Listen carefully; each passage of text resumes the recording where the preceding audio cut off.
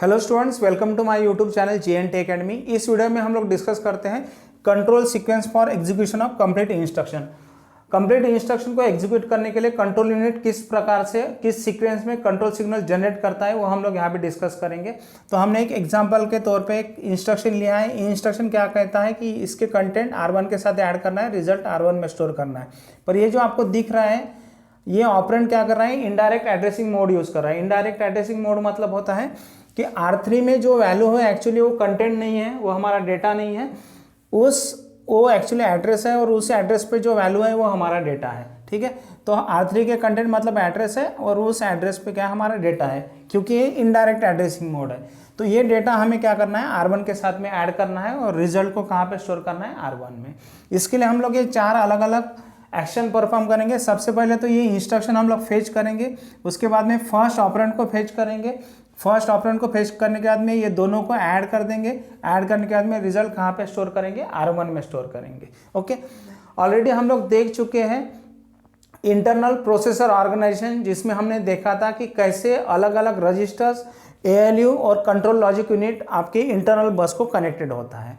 तो यहाँ पे थोड़ा मॉडिफिकेशन हमने किया है। ये मॉडिफिकेशन ये है कि अगर हमारे पास में कोई रजिस्टर है तो रजिस्टर आपके इंटरनल बस से तो कनेक्टेड रहेगा, बट वो कुछ इस प्रकार से कनेक्टेड रहेगा जिसमें आपका एक इनकमिंग स्विच रहेगा और एक आउटगोइंग स्विच रहेगा। और ये जो गेटेड स्विच है इसको हम लोग इनेबल या डिसेबल कर सकते हैं। जब जब ये गेटेड स्विच को हम लोग इनेबल या एक्टिव करेंगे उस वक्त बस से इस रजिस्टर में कंटेंट आ सकते हैं, और जब भी हमें इस रजिस्टर से कंटेंट को बाहर निकालना है तो हमें आउट स्विच को क्या करना पड़ेगा, एक्टिव करना पड़ेगा। ठीक है, तो अगर कंटेंट भेजना है तो इन स्विच को एक्टिव करो, कंटेंट बाहर निकलना है तो आउट स्विच को क्या करो, एक्टिव करो। इसी प्रकार से स्विचेस लगे रहेंगे हमारे हर एक रजिस्टर को। फॉर एग्जांपल अगर हम लोग प्रोग्राम काउंटर की बात करते तो प्रोग्राम काउंटर में भी कुछ इस प्रकार का स्विच रहेगा। ये आपका PC इन कहेंगे हम लोग इस स्विच को, PC इन, और आउट के लिए जो स्विच लगा रहेगा उसको हम लोग बोलेंगे PC आउट। अगर हम लोग MDR की बात करते तो MDR के केस में भी ऐसे होगा। MDR में कंटेंट आने के लिए हमें ये स्विच को एक्टिव करना पड़ेगा और इस स्विच को हम लोग बोलेंगे MDR इन, और यहाँ से कंटेंट बाहर निकालने के लिए हमारे पास में जो स्विच रहेगा उसको हम लोग कहेंगे MDR आउट। ठीक है, IR के केस में भी ऐसे होगा और MAR के केस में भी ऐसे होगा। MAR के केस में एक ही स्विच रहेगा, उस स्विच जो है इंटरनल बस से कनेक्टेड रहेगा और उसको हम लोग कहेंगे MAR इन, क्योंकि आपको पता है मेमोरी एड्रेस रजिस्टर से एड्रेस बस पे नहीं आएगा। ठीक है, यहाँ से एड्रेस हम लोग भेज सकते हैं MAR में, और MAR से एड्रेस कहाँ पे जाएगा, मेमोरी में जाएगा, कुछ इस प्रकार से। तो सबसे पहला काम क्या है करना है, हमें इस इंस्ट्रक्शन को मेमोरी से फेच करना है। तो मेमोरी से इंस्ट्रक्शन को फेच करने के लिए हम लोग क्या करते हैं, और इस इंस्ट्रक्शन का जो एड्रेस रहेगा वो कहाँ पे रहेगा, हमारा इनिशियली प्रोग्राम काउंटर में। ठीक है, क्योंकि हमें पता है program counter carries the address of next instruction to be executed. तो ये नेक्स्ट इंस्ट्रक्शन है जो हमें एग्जीक्यूट करना है, तो इसका एड्रेस कहाँ पे रहेगा, PC में रहेगा। तो हम लोग सबसे पहले क्या करेंगे, PC का जो आउट गेट है उसको इनेबल करेंगे। उसके लिए हम लोग लिखते हैं, पहले स्टेप में हम लोग लिखेंगे कि PC आउट करो, और ये वाला जो PC आउट होने के बाद में ये एड्रेस बाहर निकलेगा, और ये एड्रेस कहाँ पे भेजना है, आपको MAR में भेजना है। इसलिए हम लोग एट द सेम टाइम ऐसा लिखते हैं MAR इन। ठीक है, तो ये दो कंट्रोल सिग्नल हमने जनरेट किए। साथ में हमें मेमोरी को ये बताना है कि क्या करना है, तो इसलिए आपका कंट्रोल यूनिट क्या करेगा, मेमोरी के लिए रीड कंट्रोल सिग्नल जनरेट करेगा। इसलिए हम लोग यहाँ पे लिखते हैं रीड। ओके, तो रीड सिग्नल मेमोरी को भेजने के बाद और एक हम लोग काम कर लेते हैं इसी स्टेप में, कि हम लोग PC की वैल्यू भी इंक्रीमेंट कर लेते हैं ताकि it will point to the next instruction to be executed. ठीक है, तो PC के कंटेंट इंक्रीमेंट करने के लिए हमें क्या करना है, सिंपली सिलेक्ट 4 करना है। सिलेक्ट 4 मतलब ये वाली वैल्यू 4 की वैल्यू सिलेक्ट कर देना है हमें। सिलेक्ट 4 करेंगे हम लोग। सिलेक्ट 4 क्यों, क्योंकि आपने जैसे PC आउट किया, PC आउट करने की वजह से क्या होगा, MAR तो इन किया तो PC की वैल्यू यहाँ पे चली गई, साथ में PC की वैल्यू ऑटोमेटिकली B टर्मिनल पे आ गई ALU के। ठीक है, तो A टर्मिनल पे हम लोग क्या करेंगे, ये वाली वैल्यू A टर्मिनल पे प्रोवाइड करेंगे और उसके बाद बोलेंगे ऐड करो करके, ठीक है। क्योंकि पीसी की वैल्यू ऑटोमेटिकली यहाँ पे आ गई है, तो यहाँ पे हम लोग करेंगे मल्टीप्लेक्सर को बोलेंगे कि कांस्टेंट 4 सिलेक्ट करो by applying this select signal. तो उसके लिए हम लोग लिख रहे हैं सिलेक्ट 4। सिलेक्ट 4 लिखने की वजह से यहाँ पे आपकी 4 आ जाएगा और यहाँ पे आ जाएंगी पीसी की वैल्यू, और ये दोनों के बीच में क्या करना है, हमें एडिशन करना है, ठीक है। ये सब एक्टिविटी हम लोग during first clock cycle perform करेंगे। फिर सेकंड क्लॉक साइकिल में हम लोग क्या करते हैं, हमने तो पीसी की वैल्यू एमएआर में भेजी है, उस दौरान मेमोरी रीड होते रहेगा क्योंकि memory operation takes longer time as compared to CPU operation, बराबर है। मेमोरी रीड के लिए ज़्यादा समय लगेगा, तो उस दौरान हम लोग क्या कर लेते हैं, हमें पता है एडिशन हो गया है। एडिशन होने के बाद में आपका जो रिजल्ट है वो कहाँ पे आ जाएगा, जेड इन। तो साथ में यहाँ ये जो एडिशन होगा वो आपके फर्स्ट साइकिल के दौरान ही होगा, इसलिए हम लोग और एक सिग्नल यहाँ पे ऐड कर देते हैं, जेड इन भी कर लो, ठीक है। तो जो एडिशन होगा, एडिशन होने के बाद में आपका एडिशन की जो रिजल्ट है वो कहाँ पे आ जाएगा, जेड रजिस्टर में आएगा, इसलिए हम लोग यहाँ पे लिख रहे हैं जेड इन। तो ये सब ड्यूरिंग फर्स्ट क्लॉक साइकिल ही हो जाएगा। दूसरे क्लॉक साइकिल के दौरान हम लोग क्या करते हैं, जेड की वैल्यू बाहर निकाल के पीसी में स्टोर कर लेते हैं।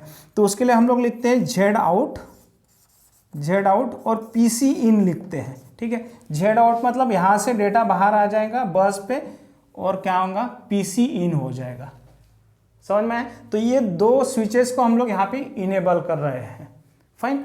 और साथ में और एक सिग्नल हम लोग यहाँ पे यूज करते हैं, उस सिग्नल का नाम है wait for memory function completed, WMFC। इसका मतलब होगा कि अगर यहाँ तक भी मेमोरी का फंक्शन कंप्लीट नहीं हुआ है, मेमोरी का रीड कंप्लीट नहीं हुआ है, तो हम लोग क्या करेंगे, वेट करेंगे मेमोरी रीड होने के लिए। इसलिए हमने ये सिग्नल यहाँ पे एक्टिव करके रखा है, ताकि हम लोग आगे तब तक नहीं बढ़ेंगे जब तक मेमोरी फंक्शन कंप्लीट नहीं होता है तब तक, ओके। जैसे मेमोरी फंक्शन कंप्लीट होगा तो मेमोरी क्या करेंगी, कंट्रोल बस के थ्रू आपके कंट्रोल यूनिट को सिग्नल भेज देगी, फाइन। देन थर्ड स्टेप में हम लोग एज्यूम करके चलते हैं कि मेमोरी फंक्शन कंप्लीट हो चुका है, और उसके बाद ही थर्ड क्लॉक साइकिल यहाँ पे शुरू होगी। थर्ड क्लॉक साइकिल में हम लोग क्या करेंगे कि हमें पता है कि जो मेमोरी रीड हुआ है वो डेटा कहाँ पे आ गया है, एमडीआर में। डेटा एमडीआर में आने के बाद में हमें उसको कहाँ पे ट्रांसफ़र करना है, आईआर में।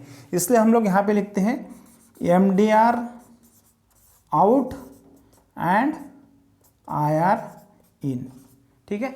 तो एमडीआर में जो डेटा आया है मेमोरी रीड होने के बाद में, उसको हमने एमडीआर आउट करके कहाँ पे स्टोर किया है, कहाँ पे लोड किया है, आईआर में। इसलिए हम लोग आईआर इन लिखते हैं। आईआर रजिस्टर हमने यहाँ पे नहीं दिखा है, but IR register is a part of your CPU, okay. तो आईआर इन लिखने के बाद नेक्स्ट स्टेप में हम लोग क्या करेंगे, नेक्स्ट क्लॉक साइकिल में आईआर में हमें पता है कि ये इंस्ट्रक्शन अभी आईआर में आ चुका है, बट हमें नेक्स्ट काम क्या करना है, क्योंकि इनडायरेक्ट एड्रेसिंग मोड है, तो ये ऑपरेंड हमें रीड करना है। R3 की जो वैल्यू है उस वैल्यू पे जो ऑपरेंड है वहाँ वो हमें रीड करना है। इसलिए हम लोग लिखते हैं यहाँ पे R3 आउट, R3 नाम का रजिस्टर है, उसका आउट गेट इनेबल करते हैं, और इसकी वैल्यू हम लोग भेजते हैं MAR इन को, MAR इन, ओके। R3 आउट करके आपको क्या करना है, MAR इन करना है। तो R3 आउट होने के बाद में आपका जो एड्रेस है वो MAR में चला जाएगा। MAR से जाने के बाद में मेमोरी रीड के लिए हम लोग लिखते हैं रीड सिग्नल। यहाँ पे मेमोरी रीड करने के लिए आपको रीड सिग्नल भेजना है। ये रीड सिग्नल किसको भेजा जाएगा, मेमोरी को, through the control bus, okay.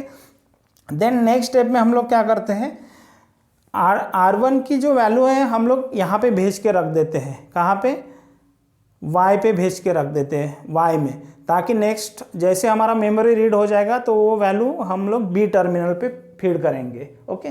तो नेक्स्ट स्टेप में हम लोग लिखते हैं R1 आउट, और ये वैल्यू हमें कहाँ पे रिसीव करना है, Y इन, ओके। ये कर लेना है हमें फिफ्थ स्टेप में या फिफ्थ क्लॉक साइकिल में। और साथ में we will wait for the memory function complete, क्योंकि हमने रीड इशू किया है, यहाँ पे रीड कंट्रोल सिग्नल इशू किया है, मेमोरी रीडिंग चल रहा है, उसके लिए हम लोग वेट करेंगे। इसलिए हमने ये सिग्नल एक्टिव किया है, wait for memory function complete, okay. Then next step में हम लोग क्या करेंगे, अभी एज्यूम करते हैं कि मेमोरी रीड हो चुका है और जो मेमोरी के कंटेंट है वो आपके एमडीआर में आए हैं। तो हम लोग जैसे एमडीआर आउट करेंगे तो ऑटोमेटिकली आपके जो एमडीआर के कंटेंट है कहाँ पे आ जाएंगे, बस पे, और वो बी टर्मिनल पे भी आएंगे, ओके, तो इसलिए हम लोग लिखते हैं यहाँ पे 6 क्लॉक साइकिल के दौरान MDR आउट, तो ऑटोमेटिकली MDR आउट के कंटेंट कहाँ पे आ जाएंगे, आपके बी टर्मिनल पे।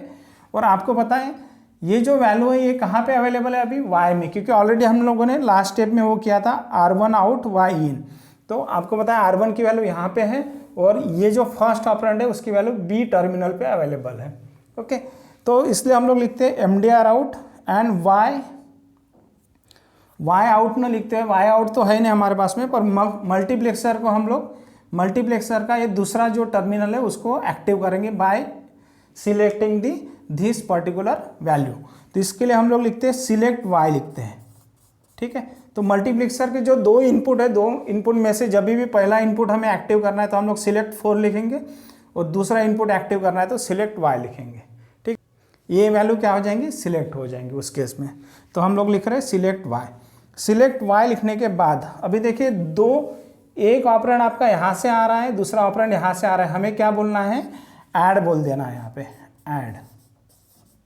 ऐड सिग्नल किसके लिए रहेगा, आपके ALU के रहेगा, कुछ इस प्रकार से ऐड सब्ट्रैक्ट कुछ इस प्रकार से रहेगा, ठीक है। तो ऐड सिग्नल आपका ALU के लिए है। तो ALU क्या करेगा, एडिशन परफॉर्म करेगा। एडिशन परफॉर्म करने के बाद में रिजल्ट कहाँ पे रिसीव करना है, हमें Z नाम के रजिस्टर में रिसीव करना है, इसलिए हम लोग यहाँ पे लिखते हैं Z in, ठीक है। ऐसा इसलिए क्योंकि ALU जो है कॉम्बिनेशनल सर्किट है और उसका खुद का कुछ स्टोरेज कैपेसिटी नहीं होता है, तो वो सिर्फ आपका एडिशन परफॉर्म करके देगा बट स्टोर नहीं करेगा उसको। तो स्टोर करने के लिए हम लोग Z रजिस्टर का यूज़ कर रहे हैं। फाइन, देन यहाँ पे एडिशन हो चुका है। नेक्स्ट साइकिल में हमें क्या करना है, या नेक्स्ट स्टेप में हमें क्या करना है, Z की जो वैल्यू है वो कहाँ पे स्टोर करनी है, हमें R1 में, क्योंकि रिजल्ट हमें R1 में चाहिए। तो हम लोग यहाँ पे लिखते हैं Z आउट नेक्स्ट स्टेप में और R1 इन लिखते हैं और यहाँ पे हमारा कंट्रोल सीक्वेंस जो है एंड हो जाएगा, या इंस्ट्रक्शन एग्जीक्यूशन यहाँ पे एंड होता है, इसलिए यहाँ पे एंड सिग्नल भी हम लोग भेजते हैं, which indicate that the instruction has been executed completely.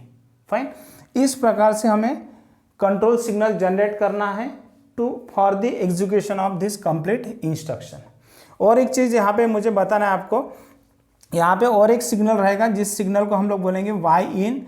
ये सिग्नल का यूज़ तो अभी नहीं दिख रहा हमें, बट जब हम लोग ब्रांचिंग इंस्ट्रक्शन पढ़ेंगे, जब हम लोग पढ़ेंगे control sequence for the branching instruction, उस वक्त में आपको यहाँ पे वाई इन भी रहेगा, ठीक है। तो इसका यूज़ रहेगा, तो ये सिर्फ ध्यान में रखेंगे कि यहाँ पे वाई इन लिखना है। इसका यूज़ मैं आपको नेक्स्ट वीडियो में बताऊँगा। ओके, तो ये सब ऑपरेशन करते वक्त हमें ये ध्यान में रखना है कि कंट्रोल सिग्नल का ग्रुपिंग प्रॉपर होना चाहिए। प्रॉपर मतलब ऐसा है, यहाँ पे देखिए हमारे पास में सिर्फ सिंगल बस अवेलेबल है और सिंगल बस का यूज़ करके हमें सभी ऑपरेशन परफॉर्म करने हैं। तो हमने ये इंश्योर किया कि फर्स्ट टाइम जब PC आउट कर रहा होगा तो बाकी के जो रजिस्टर है वो सिर्फ इन कर पाएंगे, ठीक है, और कोई रजिस्टर आउट नहीं कर पाएगा। इसलिए हमने सिर्फ यहाँ पे PC आउट किया है और बाकी के सभी रजिस्टर क्या कर रहे हैं, इन कर रहे हैं। जैसे आपने देखा है MAR इन हो रहा है, उसके बाद में आपका जो डेटा है वो यहाँ पे भी आ रहा है और एडिशन परफॉर्म होके डेटा कहाँ पे स्टोर कर रहा है, Z में। ओके, तो इस दौरान जो PC के कंटेंट है वही सिर्फ इंटरनल बस में अवेलेबल है, बाकी कोई रजिस्टर के कंटेंट यहाँ पे अवेलेबल नहीं रहेंगे। दूसरे स्टेप में देखिए हमने क्या किया है, ड्यूरिंग सेकंड साइकिल हमने क्या किया है, Z के कंटेंट को बाहर निकाल के फिर PC में इन कर लिया है, बराबर है। तो अभी कोई भी डेटा क्या रहेगा, ओवरलैप नहीं होगा एक में के साथ में।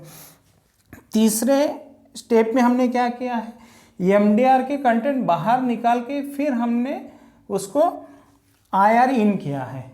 ओके, और चौथे में देखिए R3 के कंटेंट हमने बाहर निकाले हैं। तो हमें ध्यान में रखना है कि जब भी हम लोग आउट ऑपरेशन परफॉर्म करेंगे तो मल्टीपल आउट जो है सिंगल साइकिल में परफॉर्म नहीं करेंगे। ऐसा क्यों, क्योंकि हमारे पास में सिर्फ सिंगल इंटरनल बस है। तो हम लोग मल्टीपल आउट ऑपरेशन परफॉर्म करते हैं तो सभी का डेटा एक में के साथ में कोलाइड होगा और हमारा जो ओरिजिनल डेटा है लॉस्ट होगा और हमें इनकरेक्ट रिजल्ट मिलेंगे जो एक्सपेक्टेड नहीं है। फाइन, इस प्रकार से हमें अलग अलग साइकिल जो है परफॉर्म करने हैं during the execution of your complete instruction. Video अच्छा लगा हो तो प्लीज़ लाइक और शेयर करें और मेरे यूट्यूब चैनल को सब्सक्राइब करें। मिलते हैं नेक्स्ट वीडियो में।